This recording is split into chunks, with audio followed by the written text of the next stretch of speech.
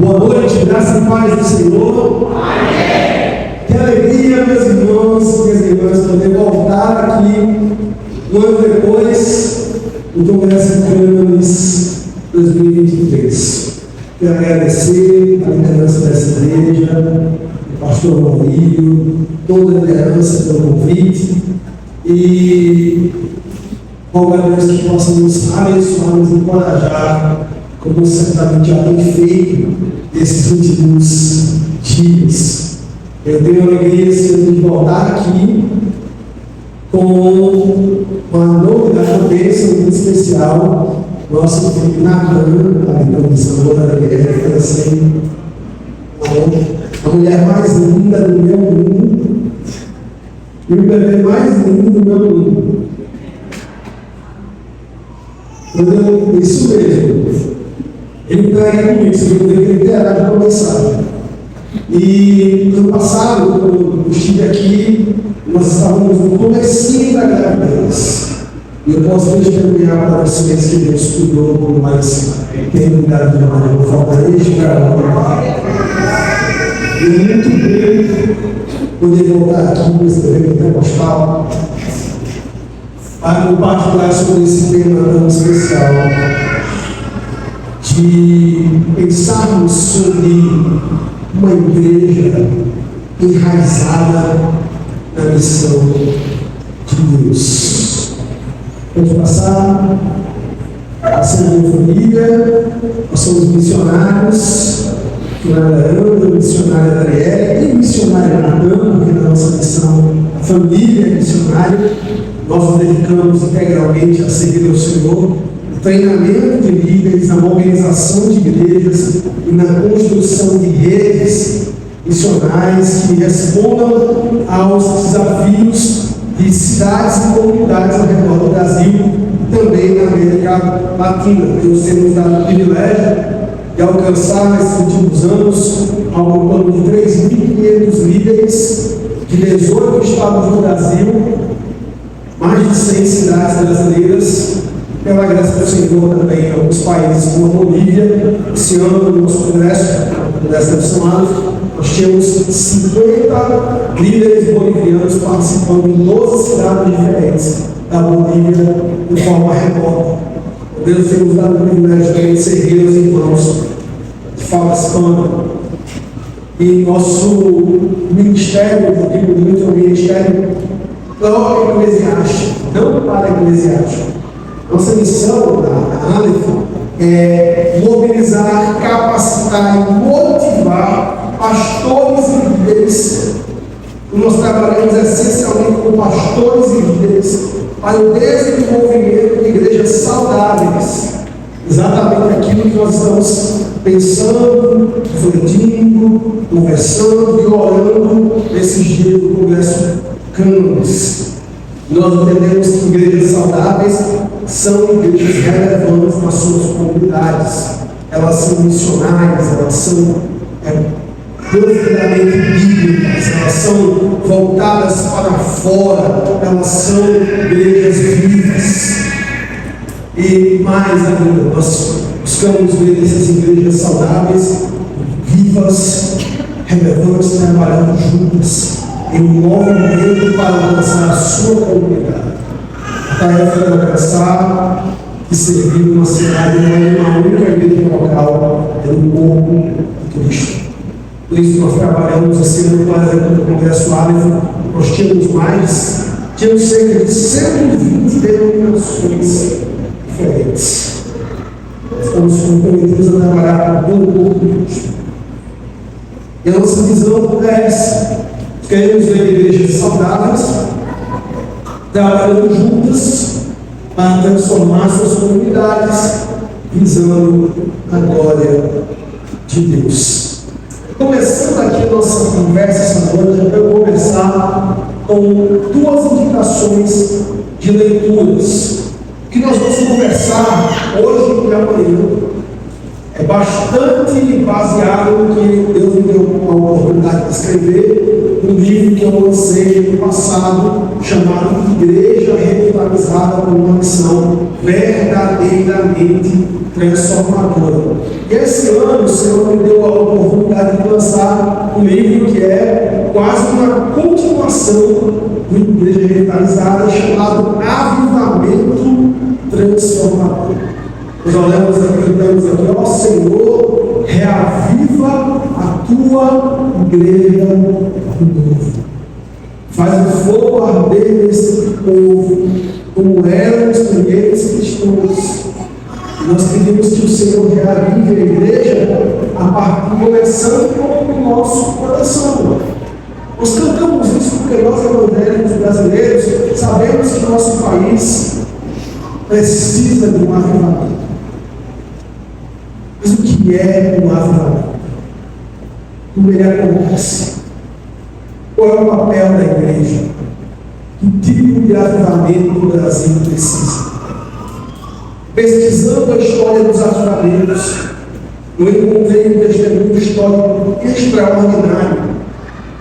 Alguns estudiosos afirmam que foi a maior transformação de uma sociedade pelo Evangelho em toda a história da igreja. Foi em Inglaterra, no século XVII e XVIII, a partir da liderança do evangelista John Wesley.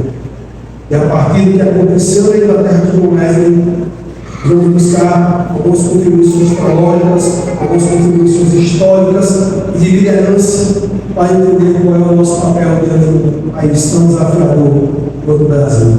Que tipo de avivamento o Brasil precisa? Eu acredito que o Brasil precisa de um avivamento similar àquele que aconteceu na Inglaterra durante os dias de John Wesley. Deus pode fazer. Deus tem chamado a sua igreja. Nosso país é um país que vive um crescimento extraordinário no meio da igreja. Portanto, nós temos uma grande responsabilidade. É o único país a abolir a escravidão. É um país que tem mais de 11 mil favelas, nas quais moram 17 milhões de pessoas. Seria o quinto maior estado do Brasil. Um país que tem desafios gigantescos no sertão nordestino, com mais de 46 milhões de pessoas. Diante de um país tão desafiador, que tipo de avivamento a gente precisa? Foi um pequeno, trouxe alguns exemplares, também lançamos pela Mundo Cristão. Tem aqui, você vai ver aqui no final, também um livro, um legado de um líder, escrito pelo missionário Douglas Lane, que foi missionário da São Paulo, norte-americano, serviu ao Senhor mais de 30 anos na América Latina, discipulando líderes. Quando ele partiu, verdadeiro exército de líderes, testemunhou o impacto que Deus fez em suas vidas. Uma vida de cada vez. Esse livro ele escreveu no final do seu ministério e se pôs em retiro para escrever esse livro. Olha, aborda 17 missões de liderança na vida de Davi. E a grande questão desse livro é como nós podemos terminar. Eu não sei qual é o seu sonho, mas eu, como obreiro, tenho um sonho. Entendo que tantos líderes caem por questões morais, por questões éticas, de outras obras. Meu sonho é terminar. O livro Douglas busca ajudar discípulos de Jesus a pensar sobre seu legado. O desafio que ele faz é: viva com o fim do limite. Essa é a hora de construir o seu legado. Ontem eu fui ouvir agora o pai de um amigo, e ele estava conversando com o partilhando ali, pastor amigo da nossa diretoria, do impacto que o pai dele causou na sua vida. Eu fiquei pensando: que meu filho vai falar comigo? Seu filho vai falar com você um dia que você pode parecer tão longe para você, mas deixar um legado é recompensas diárias. Eu espero que esse livro possa abençoar você. Tem algumas cópias de cada um ali. Eu sempre digo que uma conferência como essa tem pouco para a gente poder fala sobre muita coisa, então a gente precisa sair daqui com algumas leituras para continuar. Eu dizia muito isso. O osso da roer. Eu sempre usava essa expressão. A gente tem que sempre sair de uma conferência com o osso da roer. Então eu queria sugerir essas duas leituras.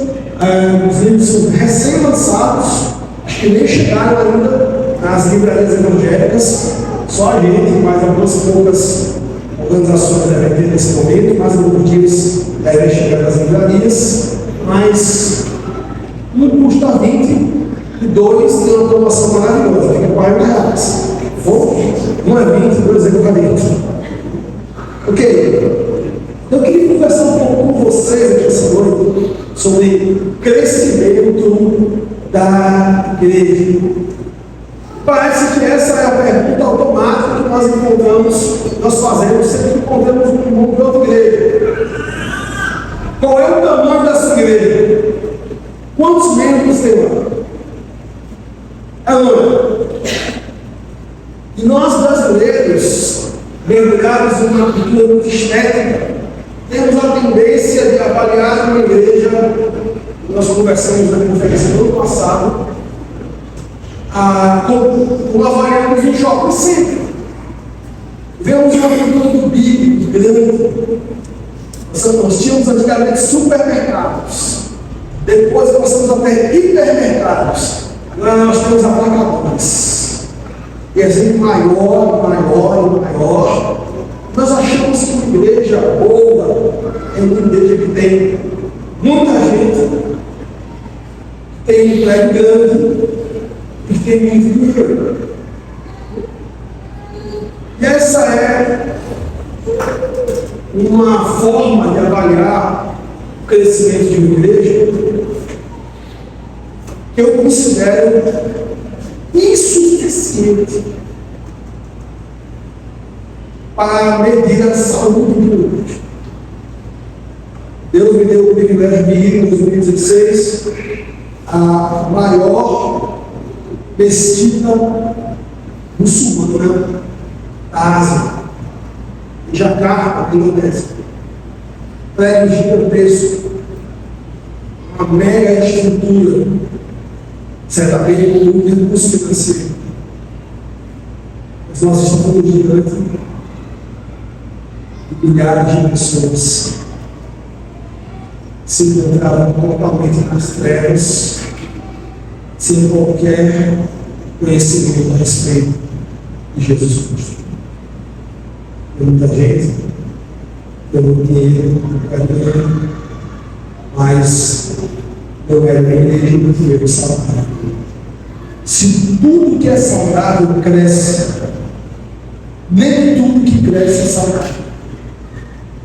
Por exemplo, quando você tiver uma experiência maravilhosa, capinar quintal, já teve, limpar o mato, você passa a tarde ali, aquela tarde gostosa, né?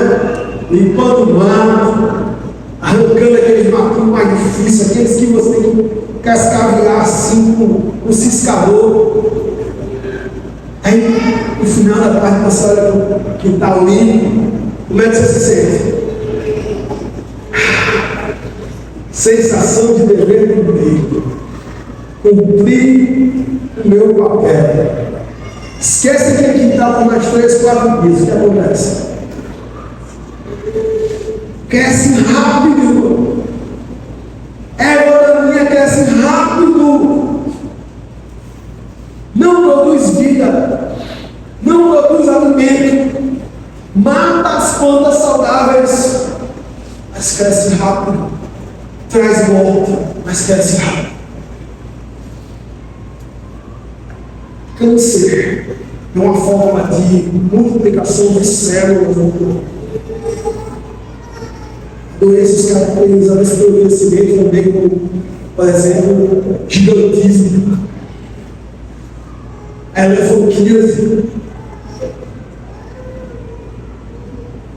Não são marcas de saúde, são marcas de enfermidade.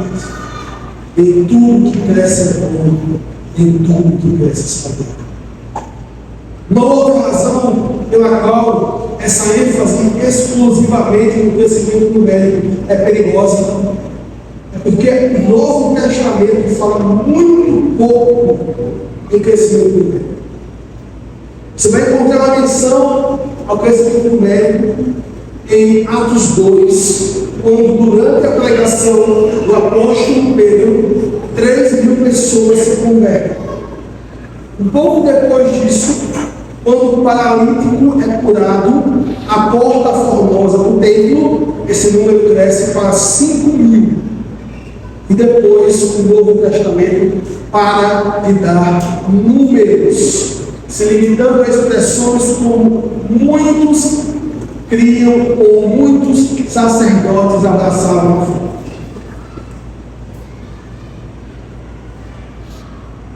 Logo no capítulo 8, no versículo do capítulo 8 de Atos dos Apóstolos, após o martírio de Estevão, uma grande perseguição se abate sobre a igreja de Jerusalém, e aquela mega church de mais de 5.000 pessoas, toda ela é espalhada pela Judéia, Samaria e até os confins da terra. Ficam apenas os 12 apóstolos lá em Jerusalém. De 5.000, a mesma se reduz para 12. E toda aquela igreja, a grande igreja, se espalha em pequenas igrejas que vão sendo plantadas à medida que os apóstolos, à medida que os discípulos de Jesus vão se espalhando. E nós então, no livro de Atos, encontramos histórias lindas, como por exemplo a história de Dorcas. Dorcas era uma profissional em missão, uma costureira, e ela decidiu costurar roupas para as pessoas que nada tinham para vestir. Ela decidiu usar a sua profissão para servir os mais vulneráveis em sua comunidade. Quando Dorcas morreu, aquela comunidade não conseguia imaginar o que seria viver sem as presenças de Dorcas. Então eles vão buscar o apóstolo Pedro para orar pela ressurreição de Dorcas. Porque a ausência de Dorcas foi sentida pela comunidade. A pergunta que eu faço é: se a nossa igreja desaparecesse de piscar de olhos, a comunidade que ela está presente, será que ela faria a falta que Dorcas fez? E Dorcas não era sequer uma igreja, Dorcas era uma membro da igreja, uma discípula de Jesus. Nós encontramos o Evangelho rompendo limites geográficos, rompendo limites culturais, entrando na casa de Cornélio, alcançando o eunuco etíope.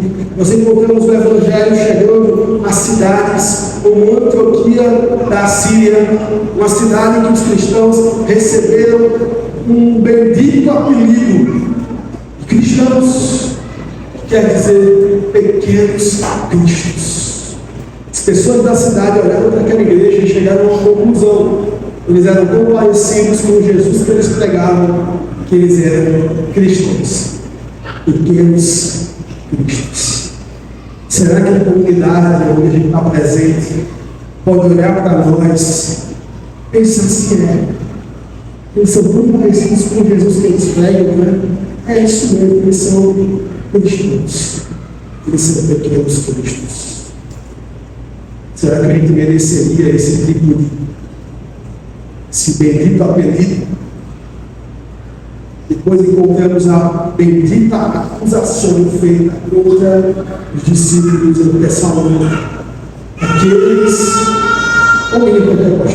Aqueles que têm transtornado o mundo chegaram também. Que acusação maravilhosa! Eu gostaria de ouvir do pai vizinho alguém dizendo assim: quando a gente chegasse lá para colocar uma igreja, para começar um projeto social, para abrir um pequeno grupo, para discipular alguém pudesse apontar para nós e falar: está vendo aquele pessoal aí? Aqueles que estão transformando a Valentina 2 chegaram também. Todo o restante do Novo Testamento voltado à maturidade, ao pacto, à missionalidade da igreja.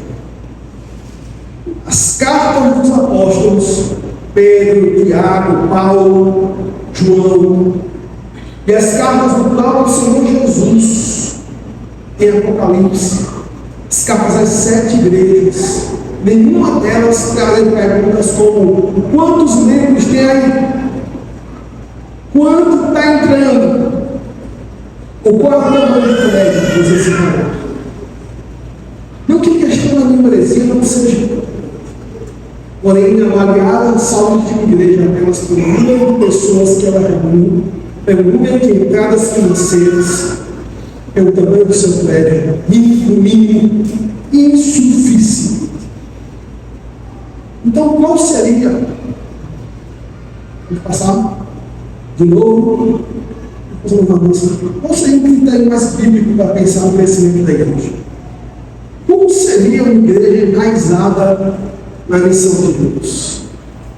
Eu acredito que foi um missiólogo latino-americano chamado Orlando Costas que partiu para estar com Jesus muito cedo. Ele morreu com cerca de 40 anos, cometido de um câncer, mas ele era genial, homem de Deus, e ele produziu muito no pouco tempo que viveu. Jesus usou muito, é um mestre da igreja. Até hoje suas contribuições para a teologia são reconhecidas no mundo todo. Por exemplo, Timothy Keller, um autor que muitos de nós gostamos, que conhece aqui, já leu alguma coisa do Tim Keller. Ele foi um dos professores que impactaram a vida do ministério de Tim Keller, foi o Orlando Costas. E ele só teve uma semana de aula com o Orlando Costas no seminário. Foi suficiente para impactar a sua visão do crescimento da igreja. Se você quiser um pouco mais sobre esse conteúdo, há um livro que quero chamado Ministérios de Misericórdia, que ele escreve um capítulo honrando o Orlando Costas, falando sobre esse modelo de crescimento integral da igreja. Um livro muito bom, por sinal, Ministérios de Misericórdia, chamado A Estrada de Jericó. Bom livro para pensar na igreja a respeito do ministério social na comunidade. Então eu acredito que esse irmão Cristo, Orlando Costas, deu uma contribuição muito especial, muito importante à teologia do crescimento da igreja. E apesar de ter escrito isso na época de 80, essa me parece ainda a melhor proposta missiológica para o crescimento da igreja da América Latina. Uma igreja enraizada na missão de Deus cresce. Eu achei muito bonito essa declaração. Parabéns à turma que trabalhou. Eu lembrei que a esposa estava conversando sobre tão bonito, né? Essa ideia das raízes, crescimento. Eu imagino esse crescimento harmoniosamente em 4 áreas. Uma igreja saudável, sim, ela cresce numericamente. Porque tudo que é saudável cresce. Mas o crescimento numérico não vem sozinho, não vem isolado. Ela precisa crescer simultaneamente em 4 áreas. Porque sabe que você pode pegar o dedo com sua mão e fazer assim comigo. A gente decorar essas 4 áreas. Olha aí para sua mão assim. Você vai dizer comigo: orgânica, numérica, conceitual e econômica. Para a gente aprender mesmo, olha aí para o seu vizinho, explica para ele: uma igreja para crescer saudavelmente tem que crescer 4 áreas. Explica para ele. Mostra a mão, fazer um amigo, manda um amigo aí.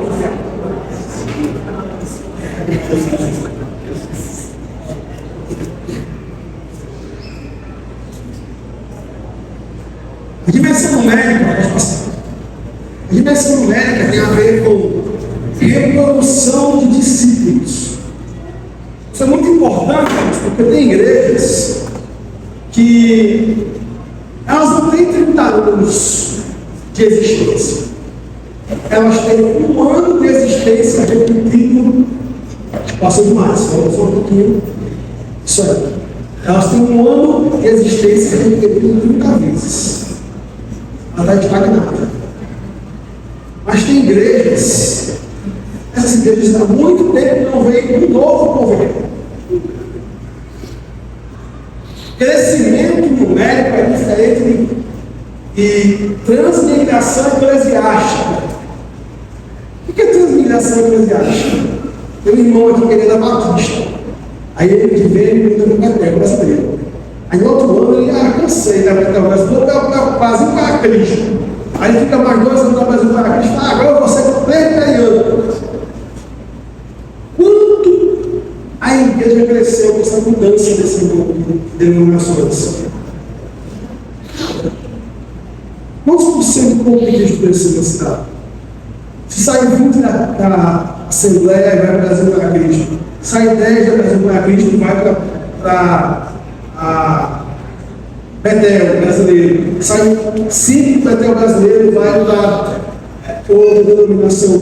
Quanto cresceu o povo de Cristo na cidade? Nada. Parece que toda a cidade tem uma massa de flutuantes, valentes, que vai migrando. Mas isso não significa que a igreja está crescendo.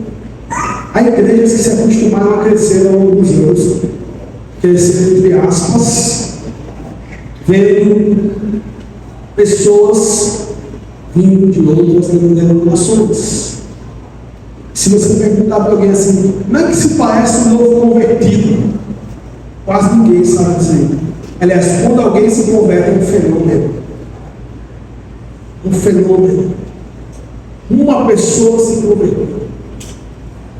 Tem um amigo que dizia que antigamente, no Novo Testamento, Pedro entregou e 13 mil se converteram.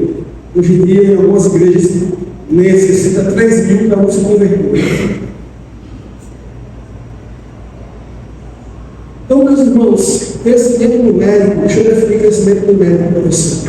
Crescimento numérico é gente que ouve o Evangelho, se rende ao Evangelho, entregando a sua vida a Jesus, entra no reino de Deus, nascendo de novo, e tem a sua vida transformada pelo Evangelho. Essa dinâmica traz saúde para a igreja. Toda a igreja viva se parece com um berçário espiritual. Tem gente nascendo de novo o tempo todo. E essa vitalidade dos novos convertidos parece, de alguma maneira, contagia toda a igreja. Pessoas nascem de novo. As pessoas são inseridas no rol de membros, se tornam membros da igreja, e esse processo dinâmico constante. Isso é crescimento numérico. Porém, há uma segunda dimensão do crescimento, que é a dimensão orgânica. Essa dimensão orgânica é a dimensão interna da igreja. Uma igreja saudável, ela não apenas cresce numericamente, mas ela cresce em liderança saudável. Gente de vida que se parece com Jesus. Em relacionamentos. É uma igreja que não é como um supermercado, que as pessoas vão no domingo, pegam o que precisam, pagam e voltam no outro domingo para pegar o que mais. Não, as pessoas se conversam. A dinâmica do chorar quando você chora e a graça quando você se alegra é constante. Essa igreja pode ser grande, mas ela também é pequena, porque ela tem grupos pequenos. E que acontecem os mandamentos recíprocos, que são mais de 50 mandamentos. Perdoai-vos uns aos outros, pastoreai-vos uns aos outros. Mais de 50 mandamentos recíprocos para vivenciá-los nós precisamos de relacionamento profundo. Porque é muito sério, meu irmão, muito sério, minha irmã, quando você pode chamar todo mundo de irmão, mas você não pode chamar ninguém de amigo. É muito sério porque não tem ninguém que você pode chorar no bar, na porta da sua casa, mesmo estando dentro de uma igreja local. A igreja local é o lugar da festa, mas também é o lugar do luto. É o lugar da alegria, é o lugar do encorajamento. Uma igreja viva, meus irmãos, é uma igreja forte em relacionamento. Por isso que John Wesley dizia que o culto de domingo só oferece 10% do alimento espiritual que o crente necessita na vida. Já imaginou? Se você é um crente domingueiro, você está vivendo 10% que você precisa para ter uma vida espiritual madura. Aonde estão os outros 90%? Seu devocional diário e os relacionamentos. A igreja, meus irmãos, embora seja também uma organização, é essencialmente um organismo, um lugar de relacionamentos. Deus não nos salva de um mundo individualista para nos lançar por uma vida individual ou isolada. Deus nos salva de um mundo individualista para nos inserir na sua comunidade. A igreja é a comunidade do reino. Igreja viva é uma igreja marcada por relacionamentos. A igreja também é um lugar que o solitário habita a família. Aquele que não teve uma família saudável, aquele que não teve um lar que o formou, aquele que não teve um pai que demonstrou amor, uma mãe que demonstrou cuidado. A igreja local vai encontrar papais, vai encontrar mães, vai encontrar irmãos, vai encontrar tios, vai encontrar amigos.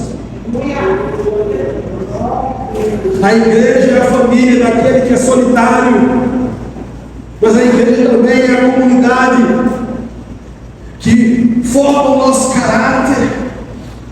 Meus irmãos, a Bíblia diz que o ferro afia o ferro. O relacionamento da igreja por vezes é difícil, mas imagina só o ferro batendo no ferro, gerando faísca. É assim que a Bíblia descreve o relacionamento com os amigos do discipulado cristão. Então, por favor, toma a decisão dessa conferência depois. Mergulhe mais fundo nos relacionamentos com a sua igreja local.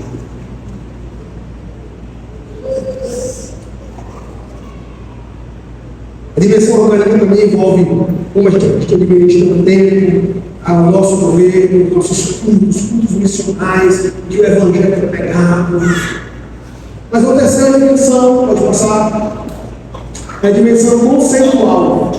A dimensão conceitual tem a ver com o conhecimento das Escrituras, tem a ver com a maturidade da igreja, discernimento quanto à essência da igreja, compreensão da fé, entendimento, discernimento também do mundo que a gente vive, que a gente é chamado a compreensão.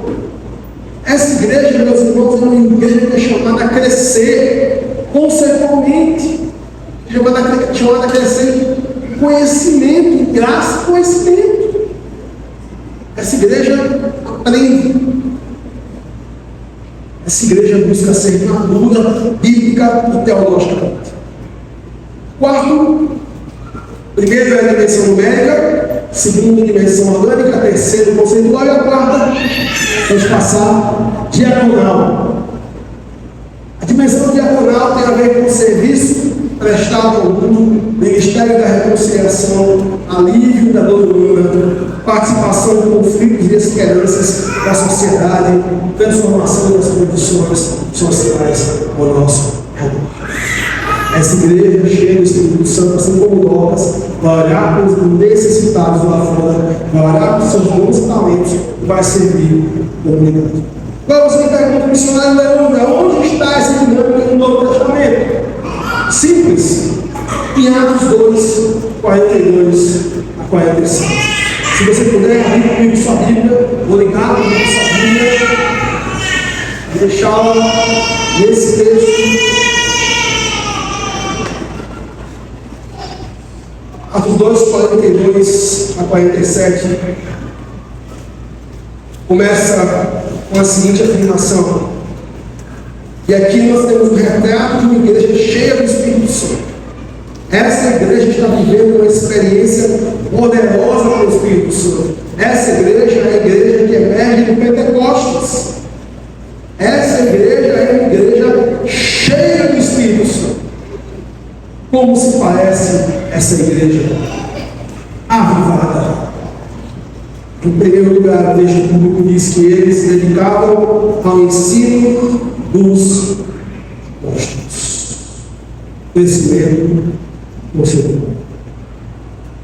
Uma igreja cheia do Espírito Santo, uma igreja enraizada na missão de Deus, é uma igreja que aprende.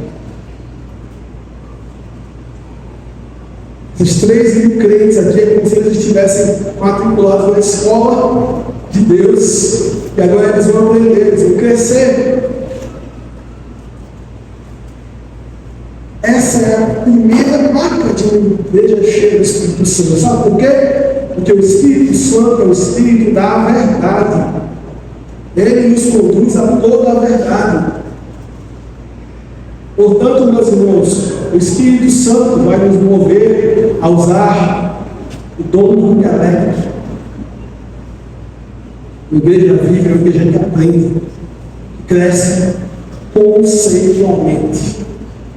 Ser cheio do Espírito Santo e não querer saber de Bíblia, no mínimo incoerente, talvez podemos dizer impossível, porque o Espírito Santo vai despertar em nós fome pela palavra de Deus. E aonde está hoje contido o ensino dos apóstolos, o Novo Testamento. O Espírito Santo move a igreja em direção a aprender, em direção a crescer, em direção à maturidade. Gente, tem igrejas que elas são como um rio de dimensões quilométricas, mas cuja profundidade não olha sequer o peito do homem. Não tem profundidade. Há crentes que estão nadando num aquário, o beabá da fé, quando Deus está nos chamando para nadar no oceano das Escrituras. Deus nos chama a maturidade, uma igreja saudável, uma igreja enraizada na nação de Deus, é uma igreja biblicamente profunda, madura. Mas esse texto bíblico diz que, como parte desse amadurecimento da igreja no ano passado, eles estavam dedicados à comunhão, ao partir do pão e às orações. Todos estavam cheios de temor. Muitas maravilhas e sinais eram feitos pelos apóstolos. Ou seja, conhecimento e poder do Espírito andam juntos. Isso não é só teoria, isso é discipulado, que gera temor, que gera comunhão, que gera oração, que se dá em uma dinâmica de poder. O texto bíblico também diz em Atos 2, 42 a 47, que todos os que tinham mantinham-se unidos, tinham tudo em comum, vendendo suas propriedades e bens, distribuindo a cada um conforme a sua necessidade. Veja, o texto bíblico diz mais à frente que eles se reuniam no templo e nas casas. Logo, eles tinham casas. O que esse texto está apresentando para nós? Está apresentando uma generosidade radical. Eles vendiam propriedades, bens, para distribuir a cada um conforme a sua necessidade. Não quer dizer que eles não tinham propriedade privada, eles tinham sim. Mas, na verdade, o que esse texto está apresentando para nós é uma dinâmica de generosidade. É que nós chamamos aqui de crescimento diagonal. Essa igreja olha para a necessidade lá fora Ela olha para os seus próprios recursos e ela está disposta a atender a necessidade com os recursos que Deus deu para ela. Uma igreja parceira da Aleph, na periferia de Recife, falta um tempo aí. Na periferia de Recife, alguns anos atrás, estava uma assembleia. E eles estavam discutindo, essa igreja tinha 2 grupos. E aí na assembleia a discussão era se abrir o tapete da igreja, escrito assim: esse não é o lugar, será a casa do Senhor. O outro grupo queria que fosse escrito bem-vindos, só bem-vindos. Meus irmãos, quando uma pessoa do grupo se levantar para falar da assembleia, outra pessoa, o outro grupo já se inscrevia. E foi a manhã toda, não é bem-vindos, não é escrito, não é só bem-vindos. E foi a manhã todinha e não conseguiram decidir o que ia ficar escrito no tapete que fica na porta do templo, aonde a gente pisa em cima. Naquele domingo, o adolescente da comunidade que devia R$50 por tráfico foi assassinado com 10 tiros no rosto. Um pai procurou o agiota da rua da igreja e vendeu a virgindade da sua filha, primeira relação da sua filha, por R$1.000. Aquele domingo, o pastor daquela igreja assumiu o púlpito e disse: meus irmãos, nós passamos a manhã discutindo o que ia ter escrito no tapete que fica na porta da igreja, onde a gente pisa em cima. Enquanto isso, o menino foi assassinado com 10 tiros no rosto. E uma menina teve a sua vida marcada para sempre por causa de um gesto horrível do seu próprio pai. O que Deus está preocupado? Aquilo que está escrito no tapete e com essas vidas que estão perecendo do nosso lado. Essa igreja fez uma pergunta: se a gente sair da comunidade, faz falta? As pessoas vão sentir nossa falta? E eles chegaram a uma conclusão que não. E decidiram tomar uma atitude. Fizeram uma escala. O irmão podia na terça de manhã, o irmão podia na terça à tarde, outro irmão podia na quarta de manhã, e organizaram a semana inteira para atender 30 crianças como fosse escola. Não tinha cozinha na igreja, então o pessoal fazia comida em casa, levava para servir as crianças. Servia tampa de panela, porque não tinha bandeja. E o lanche era kisuke. Chama assim aqui de uma pessoa, kisuke? Kisuke e biscoito de crack. É o que esse menino falou. Hoje, quase 20 anos depois, essa igreja tem 50 pessoas na igreja dela.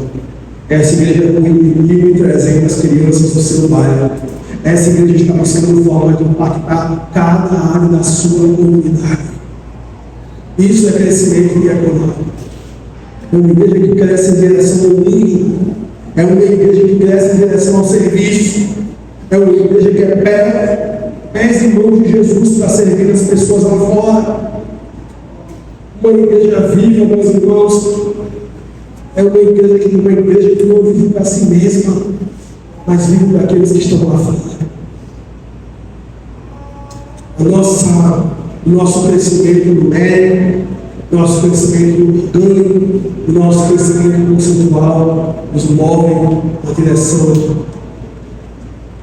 do mundo, na direção daqueles que estão lá fora, por vezes no frio, nas trevas,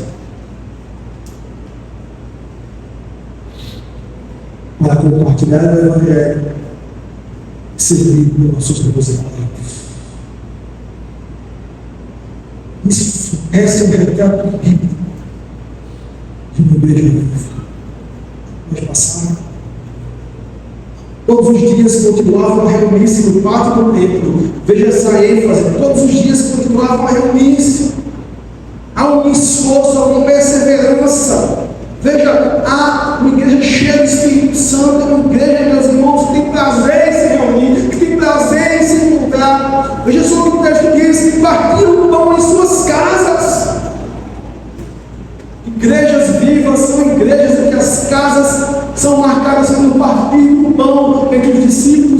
discípulos de Jesus.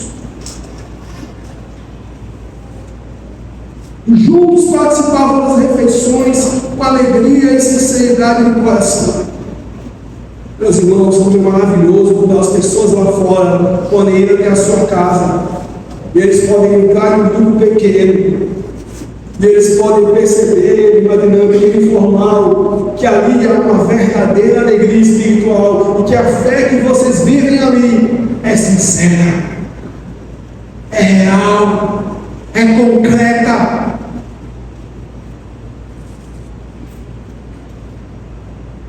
Louvando a Deus, e olha só que esse crescimento orgânico produz empenho, a simpatia de todo o povo. Se nós queremos ser uma igreja que ganha a simpatia de todo o povo, nós vamos precisar ser uma igreja orgânica, viva, relacionada. Vida orgânica da igreja produz simpatia de todo mundo. Veja só, o último aspecto de uma igreja viva, para só uma vez mais, o Senhor lhes acrescentava todos os dias os que iam sendo salvos. Já falei sobre isso no passado, não vou delongar aqui. Mas uma igreja viva é uma igreja em que pessoas estão encontrando a Cristo todos os dias. Como assim, missionário? Essa igreja que todo dia não. Essa igreja leva o culto da vida. Essa igreja assume um estilo de vida evangelístico. Então eu postou em você, quem é que lembra? Era choque. Crente precisa ser igual a filmes encapados. Encostou? Leva choque. Encostou em você na fila do banco, encostou em você na lotérica, encostou em você na creche, encostou em você no supermercado. Vai ouvir o Evangelho.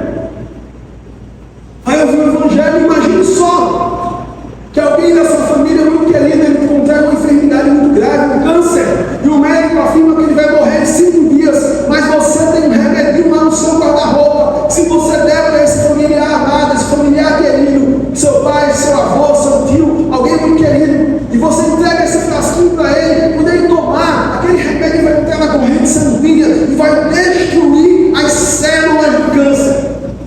O que você faz? Se você tem esse remédio, o seu familiar recebe esse diagnóstico, o que você faz? Dá para ele.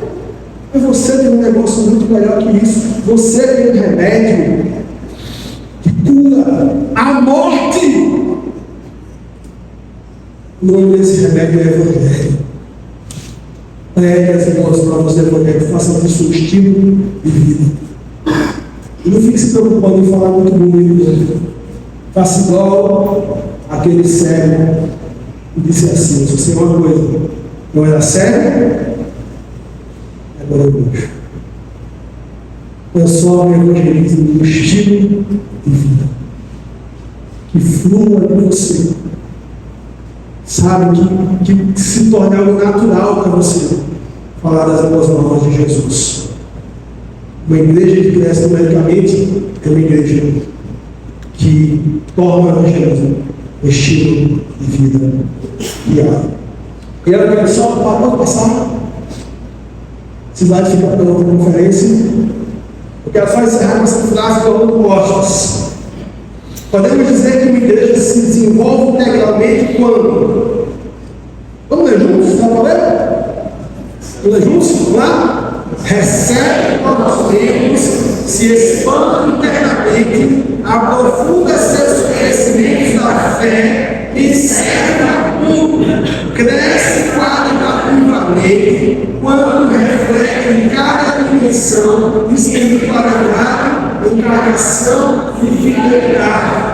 O crescimento numérico por si só se converte em obesidade, o orgânico em burocracia, o conceitual em teorias abstratas e o diagonal no ativismo social. Ou seja, tem que ter os 4 ao mesmo tempo. Se tem só crescimento numérico, é só obesidade eclesiástica. Uma igreja grande, mas que não faz diferença. Se tem só crescimento orgânico, pode ser uma igreja cheia de ministérios, cheia de projetos internos, mas que não faz diferença nenhuma lá fora. Se é uma igreja que apenas estuda e tem muitas escolas dominicais e boas palestras, mas só isso, não cresce da vida, é só teoria, é só blá blá blá. Precisa trazer da vida. A boa teologia que a gente vive, que a gente prega, tem que ser a boa teologia que a gente vive. Se tem só projeto social, não pregar o evangelho, não tem discipulado, não tem vida orgânica na igreja, só tem uma visão social. Nós precisamos disso mais. Nós precisamos crescer numericamente, trazendo o evangelismo um estilo de vida. Nós precisamos crescer organicamente, sendo uma igreja viva e relacional. Nós precisamos crescer conceitualmente, sendo uma igreja que busca maturidade da fé. E nós precisamos crescer diariamente, servindo o mundo. Assim seremos uma igreja viva, enraizada na missão de Deus.